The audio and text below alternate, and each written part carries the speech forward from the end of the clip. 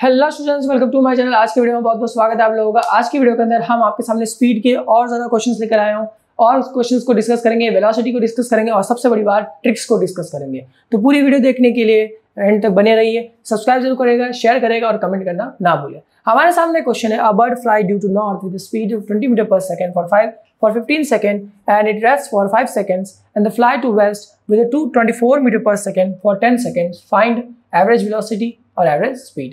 So question में जब भी ध्यान रखिएगा, जब भी डायरेक्शन वाले क्वेश्चन आपके सामने कभी भी आए, आप एक कार्टेशियन ग्राफ जरूर बनाइएगा इस तरीके का, एक्स एक्सिस का और वाई एक्सिस का। अच्छा, ये नॉर्थ ईस्ट की बात कर रहा है इसलिए मैंने नॉर्थ का ऐसा बना देंगे। इसलिए कहा है कि नॉर्थ की तरफ एक बर्ड 20 मीटर पर सेकेंड की स्पीड से जा रही है। ओके, यानी कि इसकी जो पहली स्पीड हो जाएगी v1 वो कितनी होगी 20 मीटर पर सेकेंड, और उस स्पीड को कवर करने में उसे टाइम लग रहा है total 10 second, sorry 15 second. Okay, फिर उसके बाद वो वेस्ट की तरफ गई। जब वो वेस्ट की तरफ गई तब उसकी जो स्पीड थी वो थी 24 मीटर पर सेकेंड। तो इसके अंदर इसको टाइम लगा 10 सेकेंड का। बट इसने एक चीज और कही कि एक टाइम 3 लगा 5 सेकेंड, जिसमें इस बर्ड ने कहीं पर बैठकर रेस्ट किया है। ठीक है, तो इसका हमें निकाला एवरेज स्पीड और एवरेज वेलोसिटी। तो मैं आपको एक चीज क्लियर कर देता हूं, स्पीड के क्वेश्चन में हमेशा हमें डिस्टेंस और टाइम चाहिए होता है।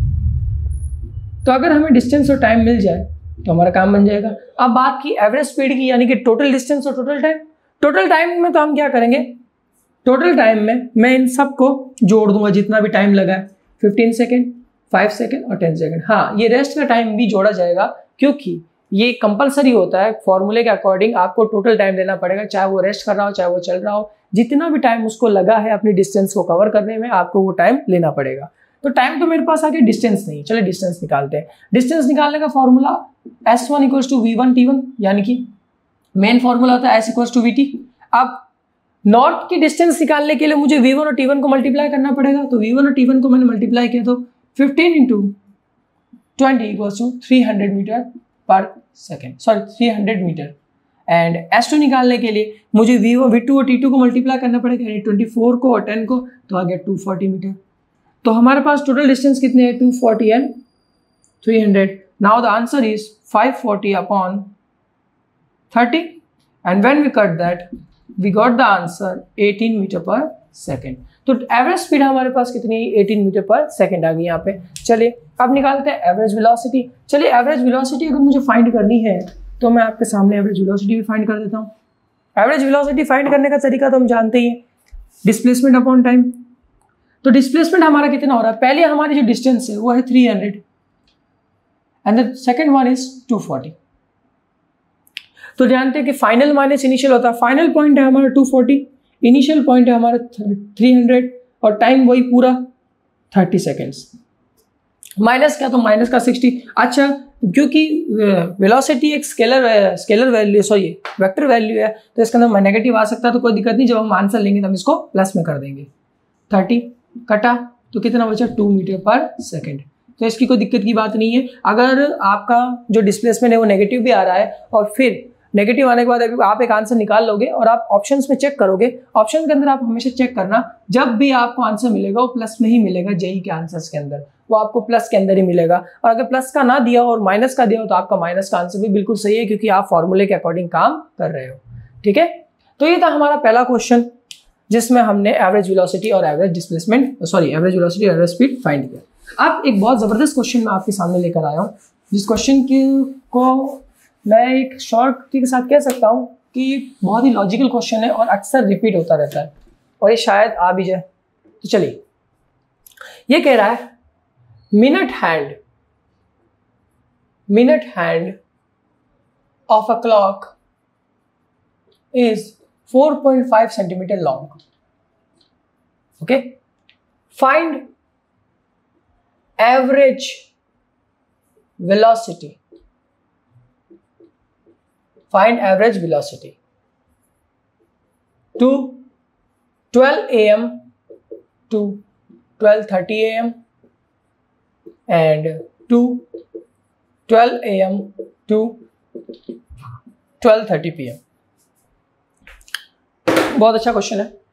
अच्छा, हम भी जानते हैं कि जो घड़ी के अंदर जो सुई होती है यानी जो हैंड्स होते हैं उसमें मिनट हैंड सबसे लंबा होता है, मिनट हैंड सबसे लंबा होता है। इसका मतलब वो क्या होगी, रेडियस हो गई, क्योंकि जो घड़ी के जो सुई होते हैं वो सर्कुलर पथ में चलते हैं और सर्कुलर पथ में चलते हैं वो सर्कल बनाते हैं, इसलिए जो सबसे बड़ा सुइयां होता है यानी कि जो सबसे बड़ी जो नीडल होगी इसके अंदर यानी कि जो हैंड होगा वो रेडियस कहलाएगा। तो मिनट हैंड तो क्या हो गया, रेडियस। अच्छा, अब हमसे कहा कि भाई 12 से लेके 12:30 तक जब मिनट हैंड पहुंचा है तब उसकी एवरेज वेलोसिटी क्या थी, यानी कि उसका जो आर का यानी घंटे का जो सुइयां था यहाँ था और 12 बजे और 12:30 पर यानी कि करीब यहाँ पर वो आया है। इतने एरिया का हमें एवरेज वेलोसिटी निकालना है, एवरेज वेलोसिटी निकालना है कि हमें ये फाइंड करना है कि जब सुई यानी कि जो हैंड था 12 बजे से लेकर 12:30 तक गया तब इसका एवरेज कितना हुआ, एवरेज वेलोसिटी कितनी हुई। तो यार इसको निकालने का आसान सा तरीका है, displacement velocity equals to average velocity equals to displacement upon time. अच्छा, अब क्योंकि मिनट हैंड 4.5 सेंटीमीटर है, मैंने आपको कहा था जब भी सर्कल के अंदर डिस्प्लेसमेंट की बात आएगी तो वो होता है 2r। सर्कल के अंदर डिस्प्लेसमेंट हमेशा कितना होगा, 2r, यानी कि 2 और रेडियस को मल्टीप्लाई कर देंगे। तो रेडियस को मल्टीप्लाई किया था 2 इंटू रेडियस कितनी है 4.5 मल्टीप्लाई किया तो कितना क्या 9, यानी हमारे पास डिस्प्लेसमेंट कितना है 9 आ गया।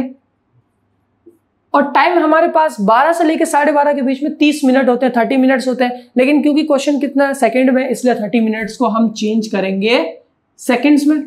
मल्टीप्लाई किया तो कितना आ गया 1800 सेकंड, यहां रखेंगे, इसको कट करेंगे 1/2 बचे 1/200 बचेगा। अच्छा, इसको सॉल्व करते हैं, 2 से किया तो 0.5 upon 100 and the last answer is 0.005। अच्छा, आप इसको ऐसे भी लिख सकते हैं 5 × 10⁻³ सेंटीमीटर पर सेकेंड। आप इसको ऐसे भी फाइंड कर सकते हैं। इस चीज का आपको हमेशा ध्यान रखना है, ठीक है। चले, ये कवर हुआ। वापस अब एवरेज वेलोसिटी निकालेंगे 12 AM to 12:30 AM PM। इसका क्या मीनिंग हुआ, इसका ये मीनिंग हुआ कि भाई सुबह के 12 रात को 12 बजे स्टार्ट हुआ, पूरा चक्कर लगाया और दोपहर के 12 बजे ये सुई आ पाई, यानी कि बात वही है। तो कैसे करेंगे, देखिए सबसे पहले वही चीज डिस्प्लेसमेंट अपॉन टाइम। डिस्प्लेसमेंट कितना हो रहा है, चलिए डिस्प्लेसमेंट कितना होगा, वही 2r। डिस्प्लेसमेंट चेंज नहीं होगा, डिस्प्लेसमेंट हमेशा 2r ही होगा, चाहे वो पूरे सर्कल का चक्कर लगाए, चाहे वो आधे सर्कल का चक्कर लगाए, चाहे वो क्वार्टर सर्कल का चक्कर लगाए, उससे हमें कुछ फर्क नहीं पड़ता, डिस्प्लेसमेंट हमेशा 2r होगा। 4.5 × 2 कितना हो गया 9 हो गया। तो डिस्प्लेसमेंट कितना हो गया हमारा 9 हो गया। डिस्प्लेसमेंट कितना हो गया 9 हो गया। टाइम कितना लगा 12 से 12:30 यानी कि टोटल 12.5 घंटे यानी कि 12.5 आवर्स। तो 12.5 आवर्स यानी कि टोटल हमारे पास मिनट कितने होंगे जरा काउंट करेंगे तो 720 minutes plus 30 750 minutes, total 750 minutes होते हैं 12.5 घंटे में। उनको मल्टीप्लाई करेंगे 6 से तो हमारे पास आएगा 45,000 सेकेंड्स। 45,000 सेकेंड्स 45,000 सेकेंड्स आएंगे। काटेंगे, काटा तो 1 अपॉन ये कितना बचा 5 इंटू, मैं इसको ऐसे लिख लेता हूँ, इसको काटेंगे तो 0.2 आएगा अपॉन नीचे 1000। और अब इसके जीरोस को ले लेते हैं 0.002, इसको मैं लिख सकता हूँ 2 × 10⁻⁴ सेंटीमीटर पर सेकेंड, ठीक है। इसकी हमने एवरेज स्पीड भी निकाल ली। इतना इजी क्वेश्चंस आते हैं, ज़्यादा से ज़्यादा आपको कुछ नहीं करना है, आपको फॉर्मूले के हिसाब से चलना। सारा काम आपका जो होगा वो फॉर्मूले के हिसाब से होगा, चाहे वो किसी भी किस्म का हमें काम दिया हो, किसी भी किस्म का क्वेश्चन दिया हो, उससे हमें फ़र्क नहीं पड़ता। आपको हमेशा सिर्फ फार्मूलाज का ही ध्यान रखना है कि फार्मूला कैसे वर्क कर रहा है। अगर आपको फार्मूले समझ में आ गए, मैं गारंटी देता हूँ आपको कोई क्वेश्चन कभी भी तकलीफ नहीं देगा, ठीक है। चलिए एक क्वेश्चन और डिस्कस करते हैं। अब एक क्वेश्चन मैं आपके सामने ये लेकर आ रहा हूं कि भाई छोटा सा क्वेश्चन है कि एक सर्कल की रेडियस दी हुई है हमें r, रेडियस r है, सर्कल की रेडियस क्या है r है, ठीक है। A person walk through a circular path, walk on a circular path ठीक है, सर्कुलर पथ। एक आदमी एक सर्कुलर पथ पर चल रहा है, ठीक है, he covers distance in 4 minutes. He cover distance in 4 minutes. Find displacement. अब यहां पर आपको डिस्प्लेसमेंट फाइंड करना है, लेकिन मैं गारंटी देता हूं 90% बच्चे इस 4 मिनट को देख के कंफ्यूज हो जाएंगे। वो ये कहेंगे कि जब डिस्प्लेसमेंट पूछा है तो टाइम क्यों दिया। सब बच्चे कंफ्यूज हो जाएंगे, वो ये कहेंगे यार 4 मिनट्स दे दिया, आप क्या करें। लेकिन मैं कहता हूं ये आपको कंफ्यूज करने के लिए दिया। आपसे डिस्प्लेसमेंट पूछा है, आपको क्वेश्चन को जब भी ऐसा कोई क्वेश्चन आए सबसे पहले आप पीछे की तरफ देखो, पीछे क्या पूछा, पीछे डिस्प्लेसमेंट पूछा है, चले बात खत्म। और आगे हमें दे क्या रखा है, आगे हमें दिया हुआ है सर्कुलर पथ। जब सर्कुलर पथ की बात करते यानी कि सर्कल की बात करते तो मैंने क्या कहा था, सर्कल में हमेशा डिस्प्लेसमेंट कितना होता है, कितना होता है 2r। अब चाहे वो सर्कल कितना भी बड़ा हो कितना छोटा, उससे फर्क नहीं पड़ता। रेडियस कितनी दी हुई है, r दी हुई है, तो r की जगह r रखा तो 2r। इसका डिस्प्लेसमेंट कितना होगा, 2r होगा। इस 4 मिनट से हमें कुछ लेना देना नहीं है। ये आपको इसलिए दिए जाते हैं क्वेश्चंस के अंदर, ऐसी चीजें आपसे इसलिए दी जाती है ताकि आप कंफ्यूज हो जाओ और आप मेन क्वेश्चन के मोटिव से भटक जाओ और आपको परेशानी हो और आप क्वेश्चंस को सॉल्व नहीं कर पाओ। इसलिए हमेशा एक चीज ध्यान रखना स्टूडेंट्स, आपसे जितना पूछा जाए आपको उतने पे ही फोकस रखना है। और हाँ, मैंने जैसा कि आपको क्या कहा, आप जब भी फॉर्मूला रीड करते हो तो उस फॉर्मूले की चीज अगर आपको मिल जाए तो आपको सिर्फ उस फॉर्मूले की चीजें चाहिए, बाकी जितनी क्वांटिटीज आपको भले टाइम दे दे, डिस्टेंस दे दे, उससे आपको कुछ फर्क नहीं पड़ता। अगर बात डिस्प्लेसमेंट की कर रहा है तो डिस्प्लेसमेंट के एलिमेंट्स अगर आपको मिल गए तो काम खत्म। बात स्पीड की कर रहा है, स्पीड में डिस्टेंस अपॉन टाइम चाहिए, डिस्टेंस और टाइम मिल गया, बाकी क्वेश्चन में कुछ भी दिया हो उससे हमें फर्क नहीं पड़ता। चाहे पाई दिया हो चाहे आर दिया हो, हमें उससे फर्क नहीं पड़ता। अगर क्वेश्चन में वेलोसिटी पूछी, डिस्प्लेसमेंट और टाइम चाहिए, मिल गया, बाकी कुछ भी दिया, हमें उससे फर्क नहीं पड़ता। हमें सिर्फ क्वेश्चन के एलिमेंट्स पे फोकस करना है और उन एलिमेंट्स पे फोकस करके हमें अपने काम को अचीव करना है। चलिए इधर लास्ट क्वेश्चन करते हैं। The distance between hotel and railway station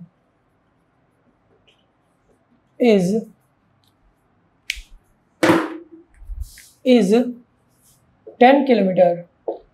Okay. Total distance of a circular path is 23 kilometer. A taxi driver travels on path and reach to station.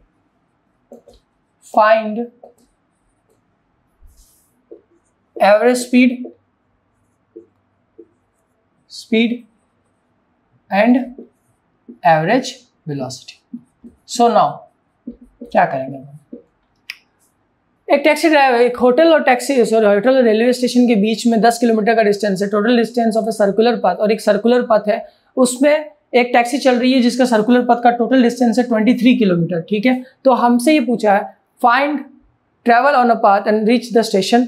तो कितना जब वो पथ पे ट्रैवल कर रहा होगा तो हमें एवरेज स्पीड और एवरेज वेलोसिटी निकालनी है। चलिए, एवरेज स्पीड का क्या मतलब हुआ जरा वो समझ लेते हैं। जरा ये देख लीजिए, ये एक सर्कल है, ये टैक्सी वाला इस तरफ मूव कर रहा है, ठीक है, सर्कुलर पथ पे मूव कर रहा है। तो हमें एवरेज स्पीड के अंदर क्या होता है, एवरेज स्पीड में हम हमेशा क्या चाहिए, टोटल डिस्टेंस हमारे पास कितनी है 23 किलोमीटर और टोटल टाइम। अच्छा, अब इसमें मैं क्वेश्चन में लिखना भूल गया, यहाँ पर ये टोटल डिस्टेंस कवर हो रही है 28 मिनट्स में। कितने में, 28 मिनट में कवर हो रही है, इसलिए इसका हमें ध्यान रखना। मैं क्वेश्चन में लिखना भूल गया था, सॉरी इसके लिए। ये पूरी डिस्टेंस कवर हो रही है 28 मिनट में, यानी कि हमारे पास सिर्फ 28 मिनट का समय। तो total distance upon time 28 minute upon 60, क्योंकि मुझे इसको पर आवर में चेंज करना है, क्योंकि मेरे पास जो डिस्टेंस है वो किलोमीटर में है, इसलिए मुझे इसको पर आवर में चेंज करना है। तो इसलिए मैंने 60 का साथ डिवाइड किया। अच्छा, मैं इसको कट करूंगा। इसका आंसर आप मुझे कमेंट में बताएंगे कि एवरेज स्पीड क्या होगी इसकी। कट करके इतना तो कर ही सकते हो आप, इतना सारा आपको मैंने कुछ बताया, इतना तो आप मेरे लिए कर ही सकते हो कि आप मुझे कमेंट में इसका आंसर बता दो। अब एवरेज वेलोसिटी की बात करें, ये सबसे कॉम्प्लेक्स थिंग है, जरा ध्यान से सुनिएगा।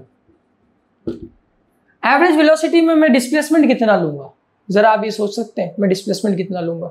चलिए, बात हो रही है सिर्फ होटल से रेलवे स्टेशन पहुंचने की, और हम भी जानते हैं कि डिस्प्लेसमेंट एक वेक्टर वैल्यू है, यानी कि इसमें एक डायरेक्शन होती है, यानी होटल से रेलवे स्टेशन तक एक डायरेक्शन होगी। और ये 23 किलोमीटर जो है ना, 23 किलोमीटर, ये इस सर्कुलर पथ का डिस्टेंस है पूरा, ये इस सर्कुलर पथ का टोटल डिस्टेंस है, यानी इसकी सरकमफ्रेंस है। आप समझ रहे हो, ये 23 किलोमीटर एक्चुअल में सरकमफ्रेंस है। तो हम यहाँ पे डिस्प्लेसमेंट 23 - 10 नहीं लेंगे। क्यों नहीं लेंगे? इसका रीजन ये है कि भाई हमसे क्या पूछा, डिस्प्लेसमेंट के लिए हम जानते, डिस्प्लेसमेंट के लिए हमें क्या चाहिए, 2 पॉइंट्स चाहिए, एक चाहिए इनिशियल और एक चाहिए फाइनल पॉइंट। इनिशियल पॉइंट तो हमारा होटल हो गया, फाइनल पॉइंट हमारा कितना हो गया, रेलवे स्टेशन हो गया। इनिशियल पॉइंट 0 हो गया, रेलवे स्टेशन कितना दूर है, 10 किलोमीटर, तो हमारा डिस्प्लेसमेंट कितना हो जाएगा, फाइनल माइनस इनिशियल, और टाइम उतना ही लगेगा 28 मिनट अपॉन 60। आंसर अगर 10/28/60। इस चीज़ का ध्यान रखिएगा, ये आपको कंफ्यूज करने के लिए दिया हुआ है 23 किलोमीटर के, आप चाहो और आपको यहाँ रख दे। इसलिए मैं आपसे कह रहा हूँ कि आप क्या करोगे, जब भी ऐसा कोई क्वेश्चन आएगा उसके अंदर आप इसको कवर करोगे। अच्छा, अब आप ये सोच रहे होंगे कि फिर मैंने डिस्टेंस यहाँ पर एवरेज स्पीड में 23 किलोमीटर क्यों ली। अच्छा, एक बात सुनिएगा, जब एक गाड़ी किसी पथ पर ट्रैवल करती है ना, ठीक है, अब वो पथ कैसा भी हो, और आप भी जानते हैं कि स्पीड एक स्केलर वैल्यू है, यानी कि इसमें एक डायरेक्शन फिक्स नहीं होती, और सर्कुलर पथ में भी डायरेक्शन फिक्स नहीं होती, ये बात तो हम भी जानते हैं। और स्केलर वैल्यू है स्पीड, उसमें भी डायरेक्शन फिक्स नहीं है। इसलिए अब वो पथ चाहे कैसा भी हो, सर्कुलर हो, क्यूबिक हो, नॉन क्यूबिक हो, या फिर टेढ़ा मेढ़ा हो, कैसा भी हो, वो जितना लंबा होगा हमें उसकी डिस्टेंस उतनी लेनी पड़ेगी। और हम चाहे उस पथ पर इतना ही पूरा पथ भले हम कवर ना करें, मैं मान लेता हूँ मैंने यहाँ पर होटल है और रेलवे स्टेशन यहाँ है, मैंने सिर्फ इतना ही पथ कवर किया, मैंने भले इतना ही पथ कवर किया, उससे कुछ फर्क नहीं पड़ता। मैं पूरी डिस्टेंस को काउंट करूंगा और पूरा टाइम में डिवाइड करूंगा, तभी मुझे एक एवरेज स्पीड मिलेगी। क्यों? क्योंकि वो एक लॉन्ग पथ की बात कर रहा है, सर्कुलर पथ की पूरी बात कर रहा है। और जब आपके क्वेश्चन के अंदर किसी भी पथ का टोटल डिस्टेंस पहले से गिवन होता है तो आपको वही लेना है। आपको अपना दिमाग ये नहीं लगाना कि यार इसको माइनस करके लगा दो ना। जो आपका डिस्टेंस दिया होगा, एक्यूरेट डिस्टेंस आपको क्वेश्चन में दे रखा होगा या नहीं दे रखा होगा, तो हम निकालेंगे, दोनों में से एक ही बात होगी। तो जब दे रखा होगा तो हम उस डिस्टेंस को रखेंगे, चाहे वो कितना भी हो, चाहे वो कम हो चाहे ज्यादा, उससे फर्क नहीं पड़ता, हमारे पास आंसर आ जाएगा। लेकिन एवरेज वेलोसिटी के अंदर मामला उल्टा है। एवरेज वेलोसिटी के अंदर मामला क्या होता है, डिस्प्लेसमेंट का। और डिस्प्लेसमेंट के अंदर हमने पहले भी बात की थी, अगर आपने मेरी डिस्प्लेसमेंट की वीडियो नहीं देखी है, मैंने डिस्प्लेसमेंट को काफी डीप में समझाया कि फाइनल माइनस इनिशियल होता है, मतलब एक फाइनल पॉइंट होना जरूरी है और एक इनिशियल पॉइंट होना जरूरी है, तभी डिस्प्लेसमेंट निकाला जा सकता है। और हम भी जानते हैं कि होटल से रेलवे स्टेशन के बीच में एक फिक्स डिस्टेंस होगी, ये बात तो हम भी जानते हैं, फिक्स डिस्टेंस होगी। और पहला जो शुरुआत करेगा तो 0 से करेगा, पहुंचेगा तो 10 तक, फाइनल माइनस इनिशियल लगाएंगे और डिस्प्लेसमेंट निकाल लेंगे। आपको अगर डिस्प्लेसमेंट समझना है, ऊपर आई बटन पे मैंने लिंक दे दिया, वहां पर जाकर आप देख सकते हो। तो फ्रेंड्स, ये थी हमारी वीडियो स्पीड के ऊपर। आज हमने स्पीड के काफी क्वेश्चन को कवर किया है। एंड द नेक्स्ट थिंग, अगली वीडियो मेरी आएगी एक्सेलरेशन के ऊपर। उसके बाद हम रिलेटिव मोशन के 4 टॉपिक्स बहुत अच्छी तरीके से कवर करेंगे, एक एक क्वेश्चन को कवर करेंगे, ट्रिक्स को कवर करेंगे। सो यार प्लीज बने रहिएगा, सब्सक्राइब करिए, शेयर करिए, लाइक करिएगा। और हाँ, अगर कोई प्रॉब्लम आती है आपको किसी भी तरीके से, तो आप मुझे कमेंट के अंदर बता सकते हैं और मेरे इंस्टाग्राम पर भी आप मुझे मैसेज कर सकते हैं। तो मिलता है मैं नेक्स्ट वीडियो में। Thank you to watch my video, और सब्सक्राइब करना और लाइक करना ना भूलें।